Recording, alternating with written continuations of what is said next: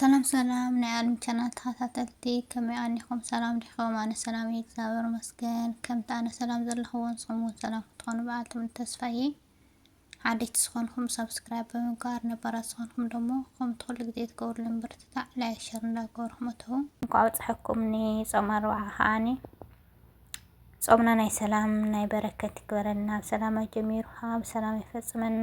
ሎማዓንቲ ዝኾነት መኸርድያ እያ ትበሃል ብቻ እስካዕ መጨረሻ ሓቢርኩም ንፅንሑ ማለት እዩ።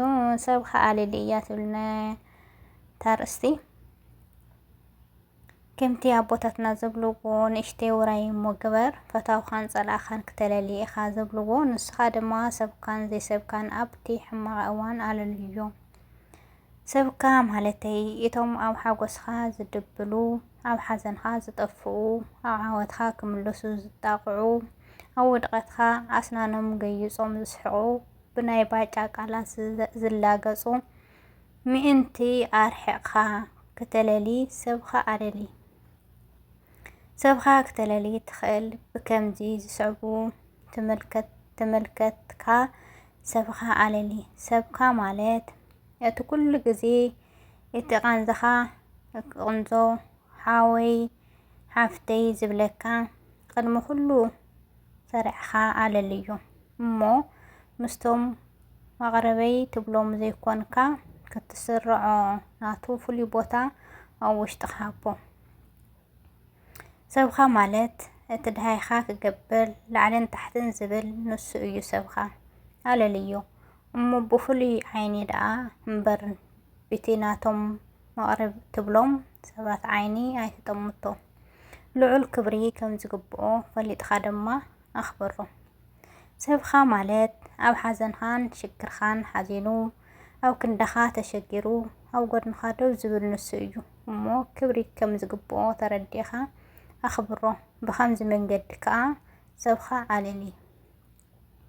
እቶም ሰበይ እንዳበልካዮም ንሰሙናት ንኣዋርሕ ንዓመታት ድሃይኻ ገይሮም ዘይፈልጡ ድሕሪ ድኻምካ መፂኦም ሓወይ ሰበይ ዝብልካ መረዳእታ እዩ። እቲ ንእሽተይ ውራይ እመግበር ሰብካ ዘይሰብካን ክተለሊ ዝተባሃለ ስለዚ ንዞም ከምዚኦም ዓይነት ሰባት ካብ ሂወትካ ሓኻኻ ክትድውርዮም ጥራይ ከም ዘለካ ንርእስኻ የምኑ። ኣስተውዕል፣ ሽሕ ግዜ ብስጋ ትራኸብ ብኣካል ካልእ እትራኸብ ድሕሪ ሞትካ እዮም። ቀድሚ እቶም ኣብ ሓዘንካ ኣብ ጭንቀትካ ኣብ ፀገምካ ደው ዝብሉ ዝነበሩ መሓዝትካ የዕርኽትካ ንሕና ኢና ሰብ ኢሎም ቅድሚኦም ክስርዑ ዝፍትኑ ድሕሪ ሞትካ ክብረት እንታይ እዩ ክገብርልካ? ቅድሚ ኩሉ ነቲ ብመንፈስ ዓርክኻ መሓዛኻን ኮይኑ ኣብ ሓዘንካ ዝሓዝን ኣብ ቃንዛኻ ዝቕንዞ ኣብ ሕማምካ ዝሓምም ልዕሊ እቲ ሰበይ ትብሎ ክስራዖ ዘለዎ እዩ። ኣብዚ ምድሪ ንሓፂር እዋን ኢና ንነብር፣ ግን ሞት ከም ዘሎ ረሲዕና መዋእል ንነብር ኮይኑ ይስምዓና። መን እዩ ዝጎድአና? መን እዩ ዝጠቅመና? ክንፈላሊ ዘይንኽእል ኣዝና ድኹማት ፍጥረት ኢና። ግን ሓደ ክንፈላለየሉ ንኽእል እዚ እዩ።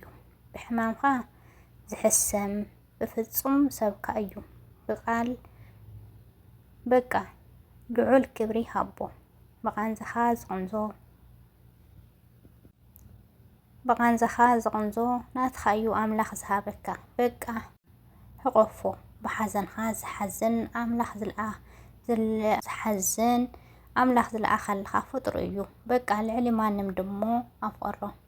ከምዚኦም ሰባት ክትረክብ ፀጋ እግዚኣብሔር እዩ።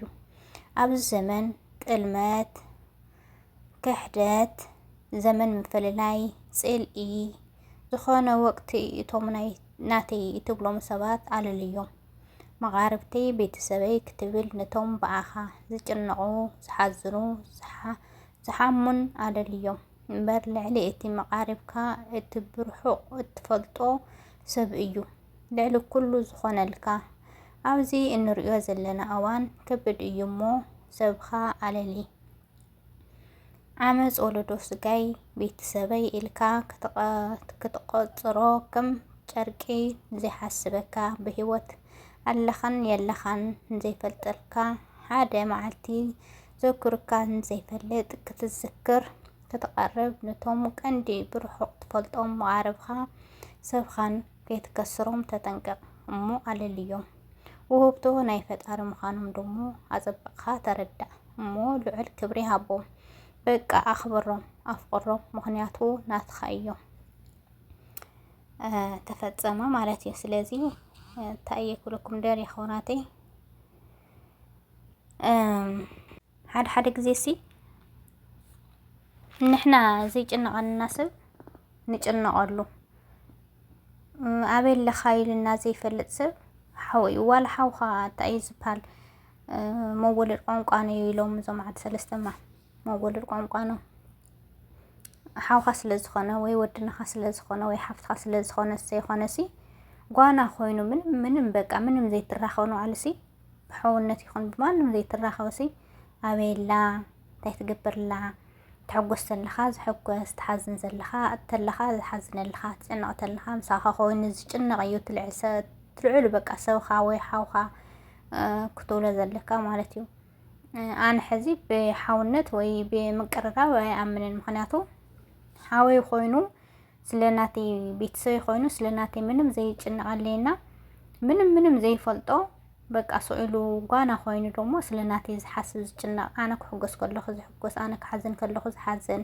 ኣነ ክበኪ ከለኹ ዝበኪ ኣበይላ ንደቂ እኳ ካብ ስልከይ ካብ ኦንላይን ተጠፊአ እኳሲ ናባ ኸይዳ ኢሉ ዝጭነቕ ክንደይ ሰብ ኣሎ ማለት እዩ ስለዚ ብቤተሰብነት ወይ ብሓው ወይ ብሓፍቲ ወይ ስለዝተወለድካ ዘይኾነሲ ካባኻ ዘይተወለደ ስኡልካ በቃ ብስልክ ትፋለጥ ልዑል ክብሪ ዝህበካ ሰብ ተኽብረለካ ኣብቲ መጀመርያ ዘንበብከዎ ንእሽተይ ውራይ ግበር እሞ ወታውኻን ፀላእኻን ክተለሊ ከም ዝብልዎ ወለድና በቃ ዝኾነ ነገር ከገጥመካ ከሎ ዘርሐቐካ ሰብ ወይ ደሞ ዝኾነ ነገር ክትረክብ ፅቡቕ ነገር ክትረክብ ተለኻ ዝቐርበካ ሰብ ኣይኮነን እንትናቲ ሰብ ትብሎ ማለት እዩ ክትረክብ ተለኻ ዝቐርበካ ክትስእን ዘለኻም ዝቐርበካ በቃ ዘይርሕቐካ ምሳኻ ኣበይላ ኣበይ እንታይ ትገብርላ እንታይ ትሰርሕላ ኢሉ ምሳኻ ዝኾን ሰብ እዩ ሓውኻ ወይ ደሞ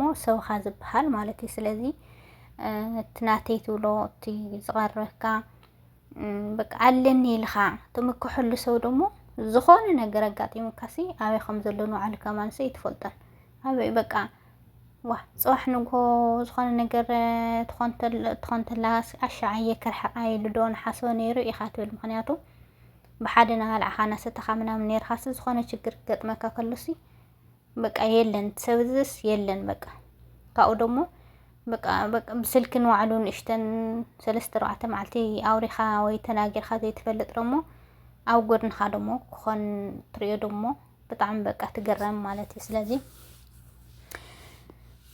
ሰብኹም ኣለልዩ ኩለኩም ደልየ እየ ፅቡቕ ዝገበረልኻሲ ፅቡቕ ክትገብረሉ ወይ ደሞ ሓወይ ስለዝኾነ ኢልካ ዘይኾነሲ ብሰብነቱ እንድዩ ዝኽበር ዝፍተው ግን ሓውኻ ኮይኑ ምንም ዘይገብረልካ ኣሎ ዘይሓውኻ ኮይኑ ብስጋ ዘይትራኸቡ ደሞ ብዙሕ ዝገብረልካ ስለ ዘሎ ኣይኑ እዩ ሰበይ ኢልኩም ሰብኹም ኣለልዩ ኩለኩም ደልየ እየ ሳዕ መጨረሻ ሓቢርኩም ስለዝተፀናሕኩም ብጣዕሚ እየ ዘመስግን ላይክ ሸር ምግባርኩም ደሞ ይትረስዑ ብካልእ ቪድዮ ክሳዕ ንራኸብ ሰናይ ንዓኹም ኣነየለይ